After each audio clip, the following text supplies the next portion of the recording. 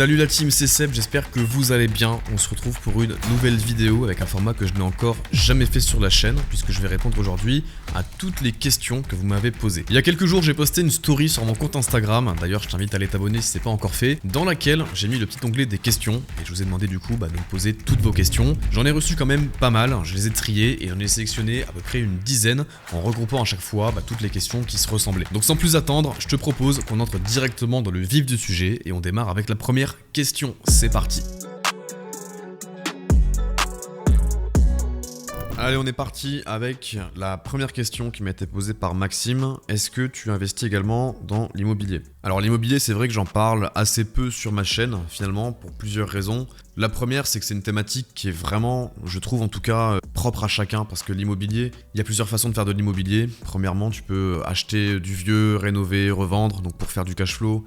Tu peux acheter pour recevoir des rentes, tu peux acheter dans différents pays, il y a différentes façons de le faire, etc. Tu peux aussi faire du crédit bancaire, acheter cash, enfin c'est vraiment... je trouve que c'est une thématique qui est compliquée à aborder, qui est compliquée à enseigner aux gens, parce que ça dépend vraiment des situations de tout le monde. Après moi, pour ma part, je suis exposé à l'immobilier via la bourse, donc au sein de ce qu'on appelle des REIT. Donc les REIT, c'est ces grosses sociétés qui investissent dans l'immobilier, et toi en tant qu'investisseur, donc via la bourse, tu peux acheter des parts de ces sociétés d'investissement. Donc moi aujourd'hui j'ai plusieurs entreprises qu'on catégorise comme des REIT dans mon portfolio, et généralement ces boîtes là elles versent un dividende, elles offrent un rendement qui est mensuel. Donc c'est un petit peu comme si tu faisais de l'immobilier, surtout que les rendements en général sont quand même assez intéressants. Il n'y a pas de fluctuation non plus dans les rendements, donc c'est une façon que... j'adore investir comme ça en tout cas, parce que ça me permet de pouvoir, si je le souhaite, retirer mon argent très rapidement, c'est très liquide. Vu que ça passe par la bourse, que tu détiens simplement un titre dans une société, si demain j'ai besoin de récupérer mon argent pour investir rapidement sur autre chose ou quoi que ce soit, j'appuie sur vendre mes parts et je récupère mon argent. Par contre, je pense que je vais investir donc réellement dans l'immobilier à titre personnel, probablement cette année ou alors l'année prochaine. La seule chose qui fait que je ne le fais pas tout de suite, c'est que ça reste quand même un domaine qui est assez nouveau pour moi. Ça demande de l'énergie mentale, ça demande quand même de se former, etc. Pour l'instant, j'ai d'autres priorités, mais j'ai eu l'occasion de rencontrer des personnes ici à Dubaï qui font de l'immobilier, et c'est vrai que ça a l'air intéressant. C'est un marché qui est vraiment qui est dynamique. Je pense qu'il faut du temps pour le maîtriser, mais quand tu es accompagné des bonnes personnes, je pense que c'est intéressant. En plus, les constructeurs ici proposent des plans de paiement à 0%, donc ça aussi c'est hyper intéressant. C'est-à-dire que si tu as un promoteur qui va lancer un projet immobilier, tu peux donc prendre un plan de paiement, c'est-à-dire que tu mets un apport, admettons de 20% dès le début. Tu fais ton plan de paiement, donc tu rembourses mensuellement le montant de l'appartement jusqu'à livraison, jusqu'à temps que tu as les clés tout simplement. Et ensuite tu continues ton plan de paiement après que tu as les clés. Tu peux laisser un locataire dedans qui va rembourser le reste du plan de paiement. Donc ça c'est intéressant. Je sais aussi que tu peux flipper, ce qu'on appelle flipper, très rapidement ton bien. C'est-à-dire que même si tu n'as pas fini de payer ton plan de paiement, si tu as payé au minimum 30%, tu peux revendre ton appartement avant même qu'il soit sorti de terre. Je sais pas si c'est des choses qui se font ailleurs dans le monde. Je suis pas vraiment expert là-dedans, mais en tout cas je sais que c'est des choses qui se font ici à Dubaï. J'aime bien le fait que le marché soit dynamique, que le marché soit pas encore mature. Je pense qu'il y a des opportunités. Donc pour le moment, au moment où je tourne cette vidéo, je suis uniquement exposé à l'immobilier via les REIT, et je pense que du coup d'ici fin d'année, année prochaine, je commencerai à placer mes petits pions sur l'échiquier à titre personnel dans l'immobilier réellement en physique.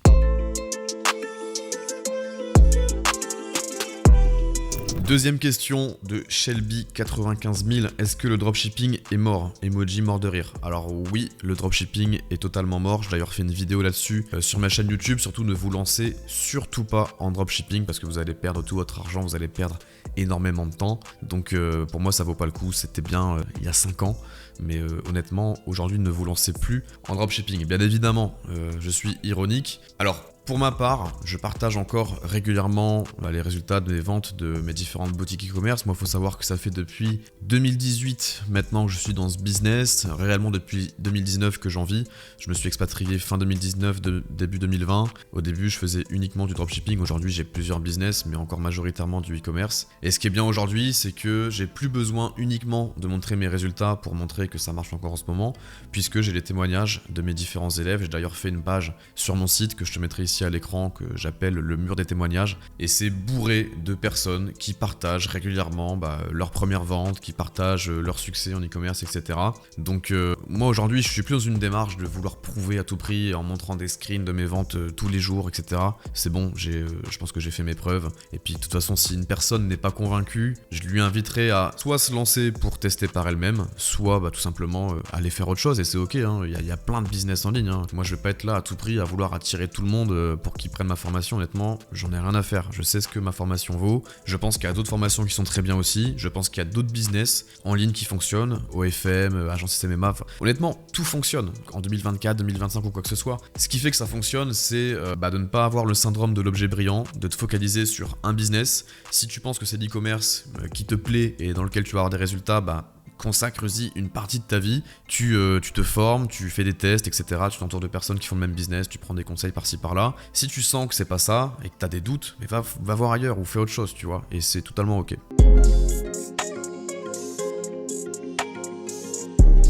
Troisième question, originale celle-ci, pourquoi tu aimes les cigares ? Alors c'est vrai que je partage pas non plus toute ma vie privée sur les réseaux sociaux, mais je partage souvent avec vous le fait que je fume des cigares. C'est vrai que c'est quelque chose que j'aime aujourd'hui. Alors d'où ça m'est venu ?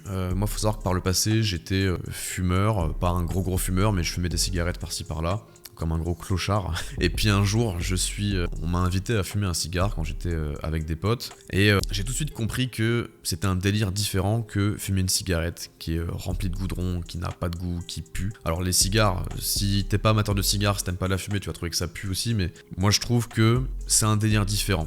Pour moi, les cigares aujourd'hui, c'est, j'ai pas peur de le dire, c'est comme un art de vivre, tu vois. C'est un moment de partage. Quand tu partages ça avec quelqu'un qui apprécie aussi un cigare, pour moi, au même titre que partager un verre de vin avec quelqu'un, quoi que ce soit. Donc c'est vrai que j'ai pris l'habitude maintenant, quand je sors, que je vais faire un resto, moi j'adore la viande, je suis un bon vivant, donc quand je partage ça avec des amis qui sont dans le même délire, après un bon resto, après un bon verre de vin, je me fais un bon cigare avec un petit verre de cognac ou un verre de rhum ou quoi que ce soit. C'est quelque chose que j'apprécie. Je trouve aussi que ça permet dans un sens d'ouvrir son réseau parce que je trouve que la communauté autour des cigares est intéressante. Pour aller vers les cigares, en fait, il faut être quelqu'un de base qui a une certaine ouverture d'esprit, tu vois. Donc ça m'est arrivé, à force d'aller dans des civettes, parce que les endroits où tu achètes des cigares, on appelle ça des civettes. Je vais souvent en Suisse, à Montreux, acheter mes cigares d'ailleurs.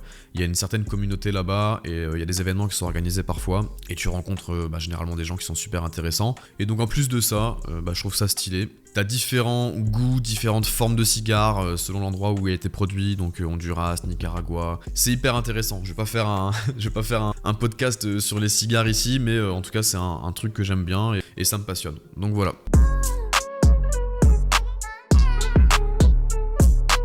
On enchaîne avec une question qui m'a été posée par Sophie et j'en étais sûr qu'une personne allait me poser cette question dans cette FAQ. Pourquoi tu ne te montres pas ? Alors je me montre pas parce que je suis un gros scammer et il faut surtout pas qu'Interpol vienne me soulever à 8h du mat dans mon appartement. Non, bien évidemment, encore une fois je suis un peu ironique. En fait il n'y a pas une raison secrète que je veux garder privée, etc.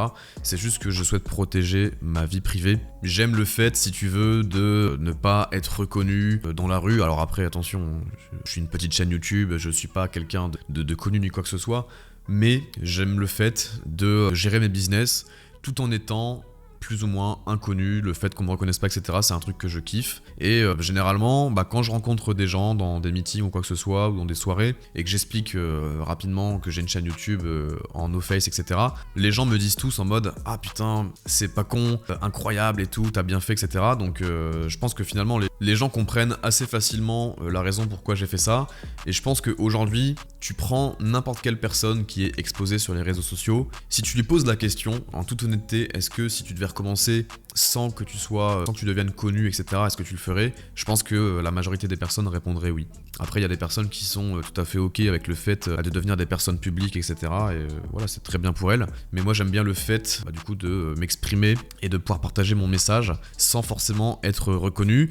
J'aurais jamais cru, franchement, que ça allait fonctionner aussi bien, que j'allais pouvoir faire passer mon message à autant de personnes. C'est vrai qu'aujourd'hui, à l'heure où je fais cette vidéo, on est quasiment 25 000 personnes sur cette chaîne YouTube. Donc honnêtement, finalement, même quand je me suis lancé, j'ai eu plein de personnes proches de moi hein, qui disaient ça pour mon bien, qui me disaient ouais Seb, pas sûr que ça fonctionne, etc.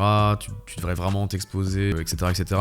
Moi je me suis dit, je vais quand même tenter comme ça. J'avais un peu cette vision des formats que je publie actuellement, donc avec la mascotte, le petit décor, background, etc. derrière. Et au final, j'adore mon format et je trouve que ça me différencie également des autres. Hein, donc pour l'instant, en tout cas, je ne compte pas montrer mon visage.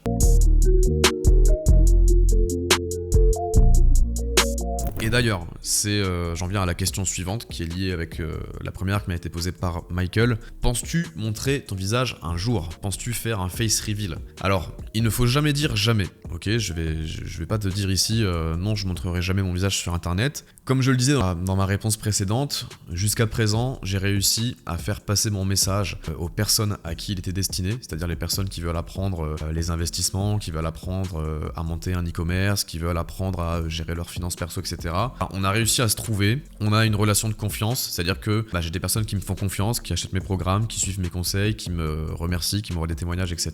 Et jusqu'ici, j'ai réussi à le faire sans montrer mon visage. Je pense que c'est parce que ce que j'enseigne a de la valeur à leurs yeux, en tout cas. Et c'est pour ça que j'ai réussi, je vais pas dire à percer, mais c'est pour ça que j'ai réussi à me faire ma place, finalement. Donc tant que ça fonctionne comme ça, je ne montrerai pas mon visage.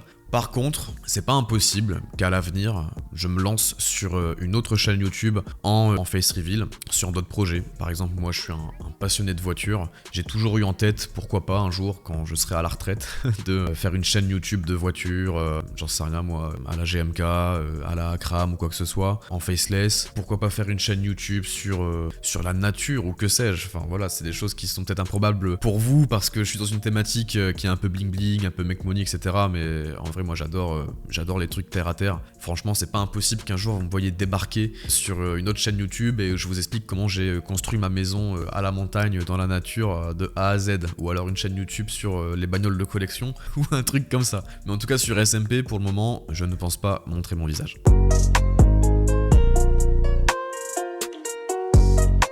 Question suivante qui m'a été posée par Mathéo. Que penses-tu de la phrase « Make your vocation your vacation » et de tout ce qui en coule? Alors, ça me parle pas tant que ça, pour être honnête.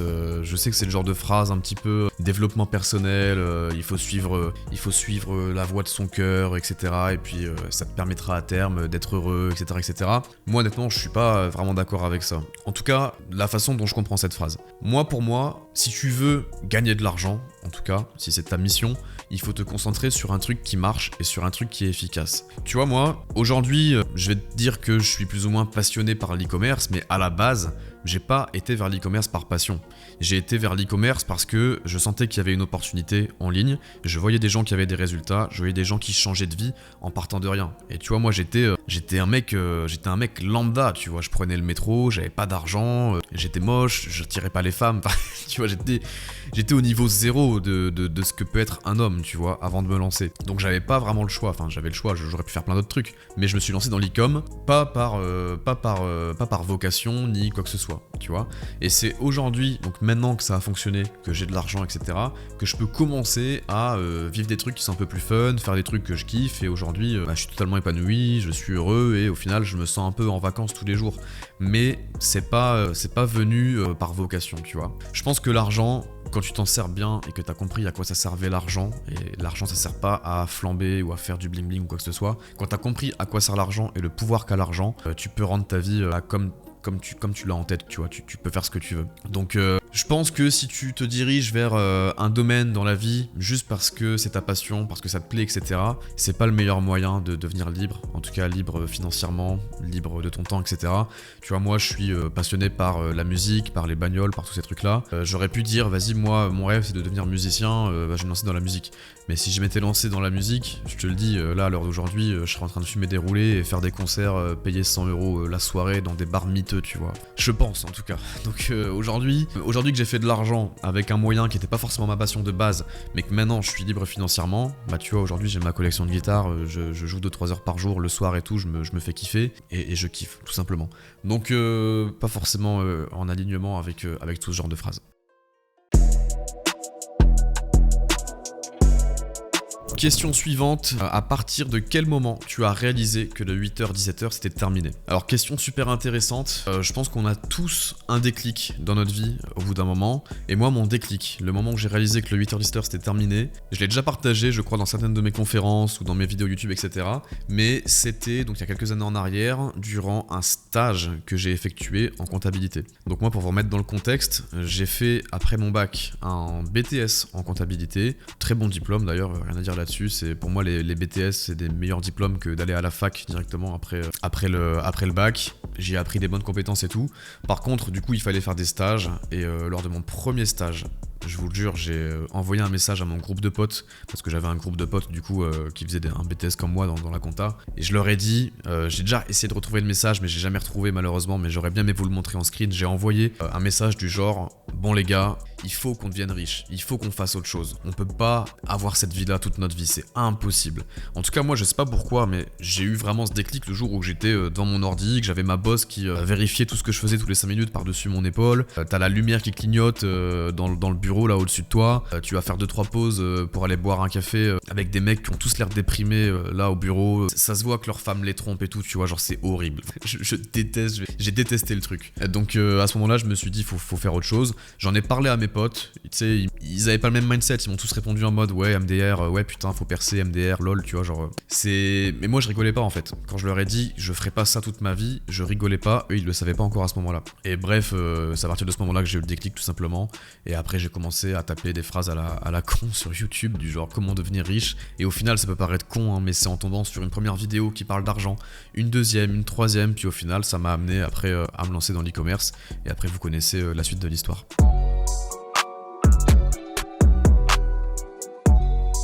Question suivante qui m'a été posée par Akimo HB. As-tu des conseils pour vaincre la procrastination? Merci pour tout ce que tu fais. Alors, je vais être direct avec toi, il n'y a pas 36 solutions. Je vais pas te dire oui, il faut que tu lises des livres, prennes des douches froides, ni quoi que ce soit. Pour vaincre la procrastination, mec, tu te bouges le cul, tu fermes ton téléphone, tu l'éteins. Tu le mets même pas en mode silencieux ou en mode avion.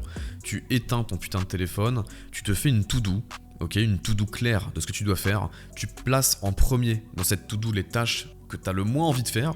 Ok, tu mets les pires tâches en premier. Tu te fous dans une pièce où on va pas venir te faire chier pendant au moins 2 heures. S'il faut mettre une pancarte devant la porte de ta chambre, si tu vis chez tes parents, en écrivant ne pas déranger, tu le fais. Ça c'est du vécu, je te le dis, ça fonctionne. Et tu te fous devant ton ordi et c'est tout, tu travailles. Tu te laisses pas te distraire, mec. Au bout d'un moment, tu vois, on est des hommes, tu vois, arrête d'être faible. Tu arrêtes d'écouter la petite voix dans ta tête qui te dit d'aller sur TikTok ou d'aller répondre à ta meuf ou quoi que ce soit. On en a rien à foutre. Tu te fous devant ton ordi, tu fais ce que t'as à faire pendant au moins 2 heures. Moi c'est ce que j'appelle des sessions de deep work en fait, où tu te mets dans un état un peu comme un état végétatif où il n'y a plus rien autour de toi qui compte, il n'y a rien qui peut venir te déconcentrer, et tu passes à l'action, tu te formes, tu avances sur ce que tu as à faire, et tu répètes ça plusieurs fois dans la journée. Moi je fais des sessions de deep work, j'en fais en général 2 à 3 par jour, et c'est dans ces moments là que je suis le plus productif, et il n'y a aucune procrastination qui est possible, tu vois. Donc il n'y a pas de secret, c'est tout, faut se forcer.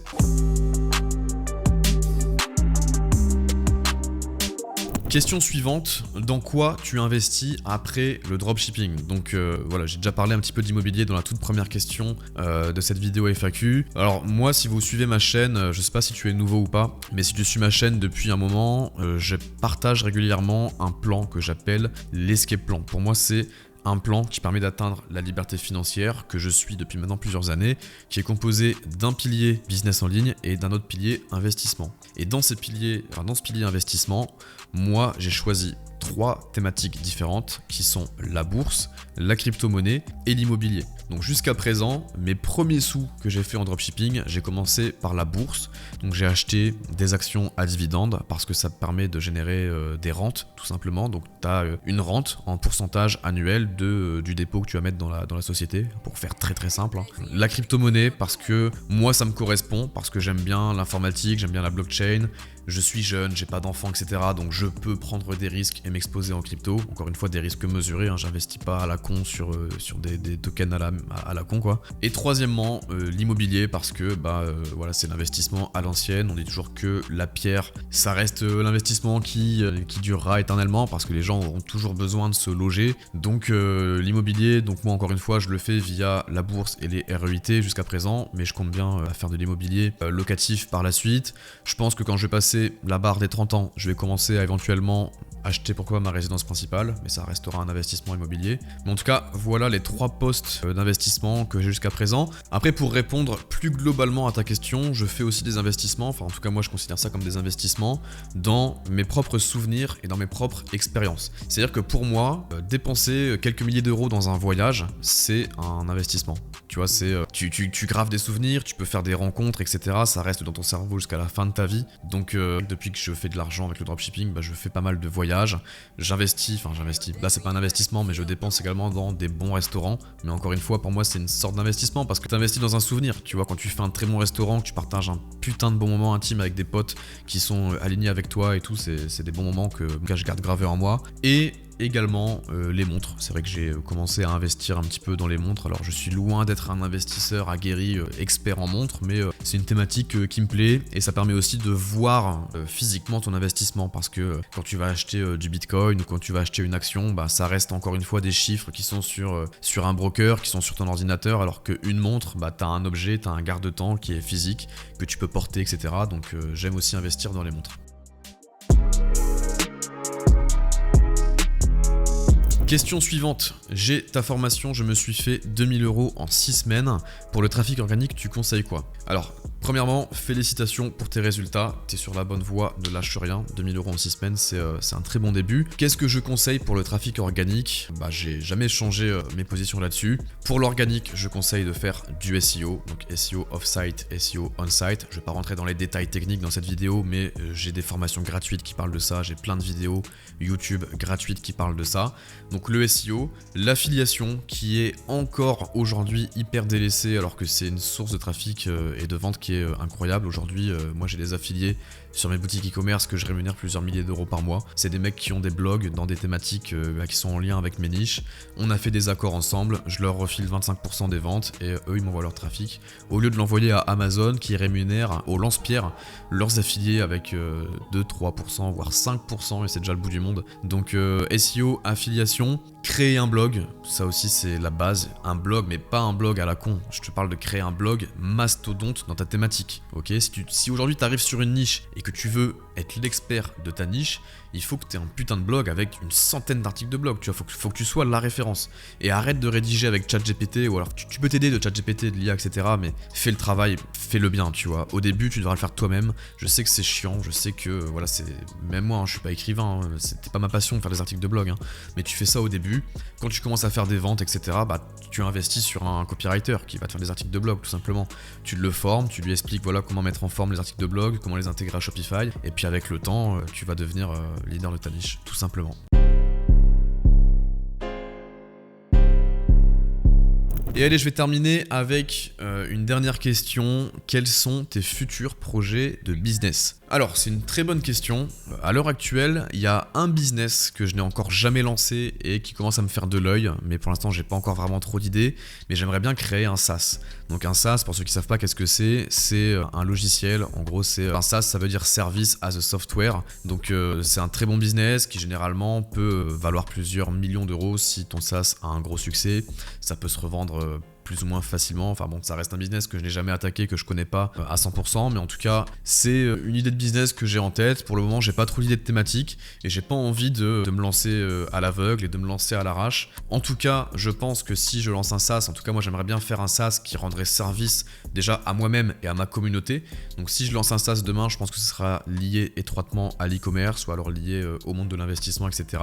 Mais pour l'instant, j'ai pas vraiment d'idée. D'ailleurs, s'il y a des personnes qui s'y connaissent, qui cherchent un associé, écoutez, envoyez-moi un DM, on ne sait jamais. Mais en tout cas, voilà, lancer un SaaS, ça m'intéresserait bien. Sinon, moi, ce que j'aime aussi faire en ce moment, c'est propulser des personal brands, puisque voilà, depuis 2 ans, maintenant 3 ans que je suis sur YouTube, j'ai pu, entre guillemets, développer mes compétences dans le personal branding en quelque sorte, même si moi-même je suis pas exposé publiquement. je fais quand même du personal branding. Donc jusqu'à présent, j'ai pu accompagner quelques personnes. J'ai notamment accompagné un de mes potes qui est musicien à lancer sa personal brand sur le marché français et du coup à monétiser derrière ses compétences dans la musique avec des accompagnements du coup pour apprendre les gens à jouer de la musique, à faire du mixage audio, etc. etc. Donc ça c'est des choses que je kiffe aussi faire et donc je fais ça en l'échange d'une part dans la société. Donc ça permet de monétiser encore une fois ses compétences et puis sinon de manière générale je me considère comme un homme d'affaires entre guillemets, c'est-à-dire que je suis toujours open à tout. Si demain il y a une nouvelle opportunité de business, principalement en ligne parce que je suis plutôt expert dans les business en ligne, mais même une opportunité dans un business physique, je peux étudier la chose, me lancer. Et donc je dirais que pour l'instant, donc mes projets de business, en premier, j'aimerais bien lancer un SaaS. Et sinon, pour l'instant, je continue les business que j'ai actuels. J'ai déjà beaucoup de boulot en ce moment. Je consacre aussi pas mal de mon énergie pour ma vie personnelle, passer du temps avec mes proches, voyager, etc. J'approche de la trentaine, donc je commence un peu à passer un peu plus de temps sur ma vie perso maintenant. Mais en tout cas, voilà, je suis toujours ouvert à plein d'idées de business. Et puis on verra où le vent m'emmènera tout simplement. Sur ce la team, on arrive sur la fin de cette vidéo, c'est un tout nouveau format, j'en ferai pas non plus tous les 3 mois parce que c'est un format qui est intéressant à faire je pense une fois par an ou une fois tous les 2 ans etc. Mais j'espère que c'est un format que vous avez kiffé, ça vous en a peut-être permis d'en apprendre un peu plus sur moi. Vous pouvez me retrouver sur Instagram, je vous invite à aller suivre mon compte sur Instagram selfmadeprogramme.eth et n'oubliez pas de vous abonner à la chaîne, mettez-moi un commentaire de référencement et quant à moi je vous dis à la prochaine. Ciao.